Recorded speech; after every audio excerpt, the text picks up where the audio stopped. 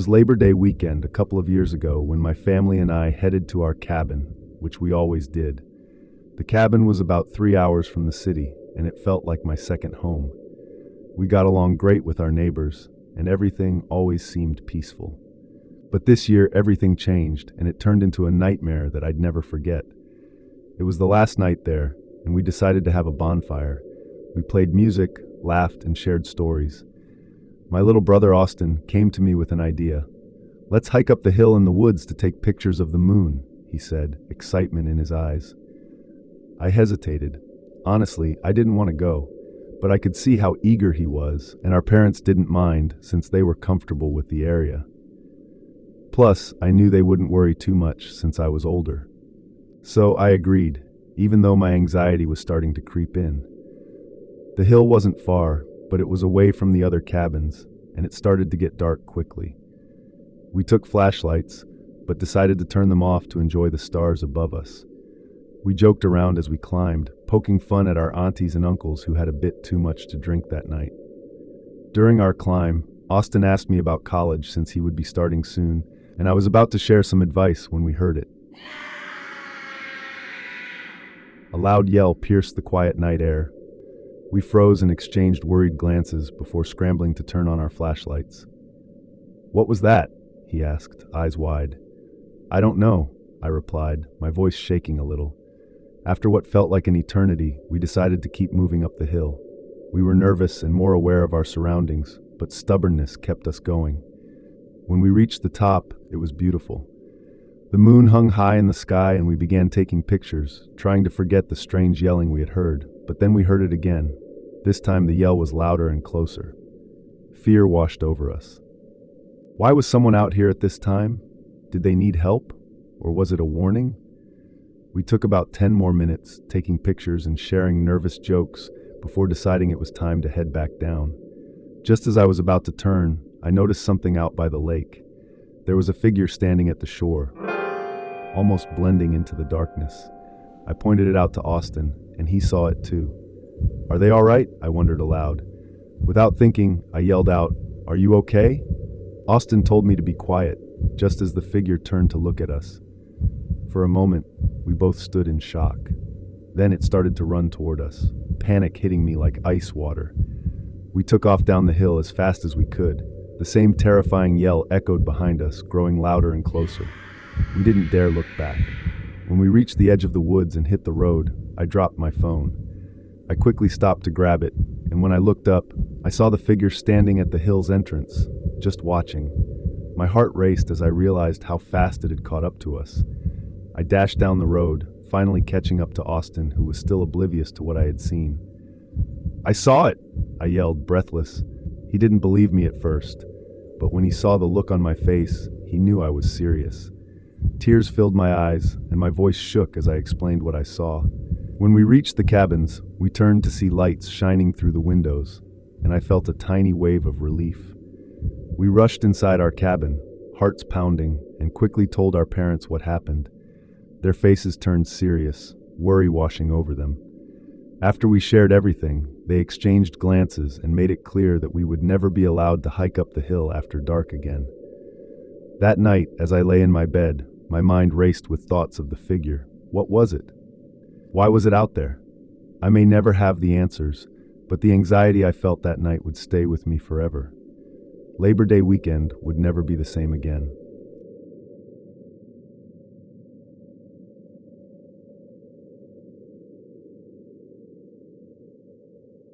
My ex-girlfriend and I always enjoyed going camping together every couple of months. We had our favorite spot, but this time she suggested going off-grid.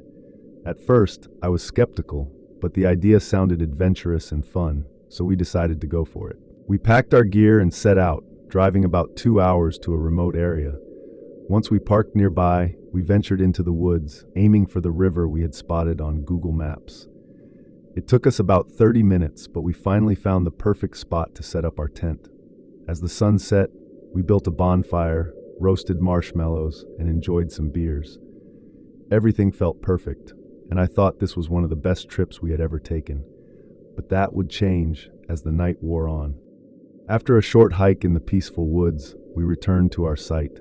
We were just getting ready for bed when we heard footsteps outside our tent. I thought it might just be an animal, but the sound was too heavy. My girlfriend started to panic and suggested it could be a bear. We quickly turned off the lights and fell silent, straining to hear. For a few moments we heard nothing. Just when I thought we were in the clear, the footsteps came back, closer this time. My heart raced. My girlfriend was terrified, and she begged me not to investigate, but I felt the need to protect her, to show I wasn't scared, even though I really was. I gathered my courage and stepped outside into the darkness. My eyes slowly adjusted, but I didn't see anything unusual. After a few minutes of searching the area, I went back to the tent, telling her it was probably just an animal. We tried to sleep, but a few hours later, I woke up suddenly at 4 a.m. I didn't need to pee, but something felt off. Just as I was settling back into sleep, I heard the footsteps again, this time right outside our tent. My heart raced in my chest, and I felt like it was going to explode. My girlfriend was asleep, and I didn't want to scare her, so I stayed quiet and hoped it was all in my head. But then I heard the unmistakable sound of the tent zipper being pulled down. Fear shot through me. I grabbed my taser, turned it on, and called out, "Get away from here!" My voice was shaky, but I hoped it sounded strong. My girlfriend woke up, screaming in fright. The person outside our tent stopped and rushed away, and I rushed outside to see where they went. I was shocked to see that there were not just one, but two figures running toward the river. I yelled, trying to scare them off, while also telling my girlfriend to wake up and start packing her things. As she hurried to collect our stuff, I kept vigilant, scanning the area in case they came back. After what felt like an eternity, I felt we had enough time to finish packing. We quickly bundled our things together and ran to the car, leaving the tent behind. Once inside, we locked the doors and started the engine. Relief washed over me as we pulled away from the campsite. The road was winding, but I was focused on getting as far away as possible. Just as we turned onto the main road, my heart dropped again. Standing by the roadside were the two figures from before. They were watching us, unmoving. Panic took hold as questions flooded my mind. What did they want? Why had they come to our tent? But in that moment, I didn't care. We were out of there, and that was all that mattered. We drove away in silence, both shaken but thankful to have escaped that night. Since then, my ex and I have remained friends, but neither of us has gone camping again. It's a shame that people like that can ruin something so enjoyable. Maybe one day I'll find the courage to camp again, but for now, the thought feels too overwhelming.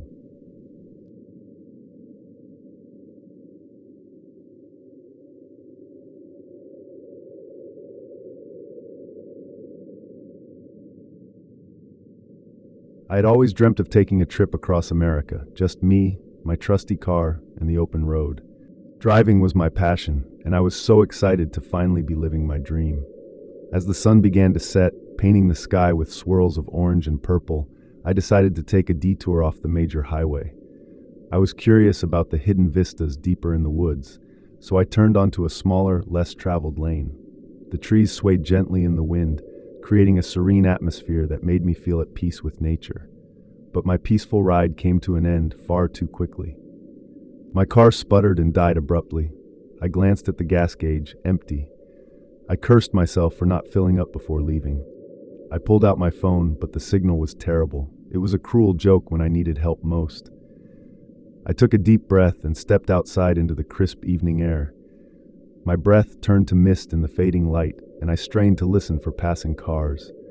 I heard nothing but the rustling of leaves in the wind and the distant sound of twigs snapping. I stood there, waiting for what felt like an eternity. Just as darkness set in, a pair of headlights cut through the thick shadows of the woods. A vehicle was approaching. I waved frantically as an old pickup truck rolled to a stop beside me. The driver was a scruffy man with a rugged but friendly face, offering a lopsided grin. "Need a lift?" he asked, his voice warm. Relief flooded through me. "Absolutely. My car broke down, and I'm stuck here." "Hop in," he replied, gesturing to the passenger seat. The interior smelled of gasoline and pine, a reminder of childhood camping trips. As we drove along the bumpy road, the man shared captivating tales of the woods, legends and lore that kept me engaged. But soon the gratitude I felt twisted into unease. He glanced at me more often, an intensity growing in his eyes. "You know," he said slowly, pulling onto a more secluded path, "some folks around here don't take kindly to strangers." Before I could process the implications of his words, his demeanor shifted dramatically. Without warning, he pulled out a gun and pointed it at me. "This is a robbery," he said, cold and harsh. My heart raced, fear crashing down as I instinctively raised my hands. "Just stay calm," he ordered, rummaging through my pockets and bag with urgency. Thoughts raced through my mind, but I felt paralyzed with shock, struggling to recall any self-defense strategies I'd ever learned. He grabbed the $300 in cash I had stashed away. "Okay, now get out," he said, his tone abrupt and dismissive. He ordered me out of the truck and sped away, disappearing into the night.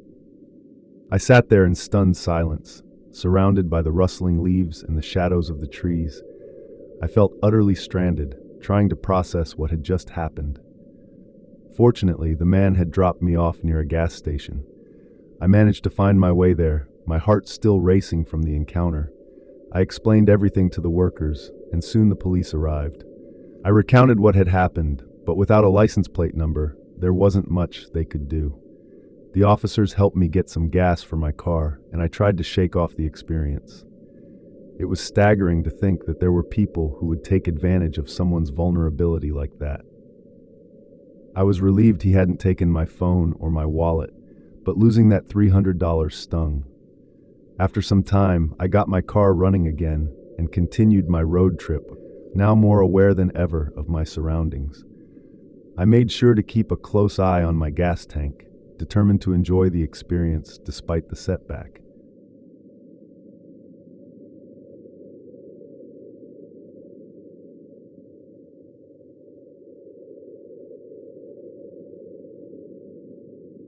It was supposed to be a simple hike. I wanted to enjoy the fresh air in the woods, but as the sun went down, I realized I should head back. I pulled out my phone to check the time, but the screen was dark. My heart sank. The battery had died. I turned around, but the path looked different at night. The trees loomed tall, their shadows stretching across the ground like dark fingers. I started walking back, but soon I felt like I wasn't alone.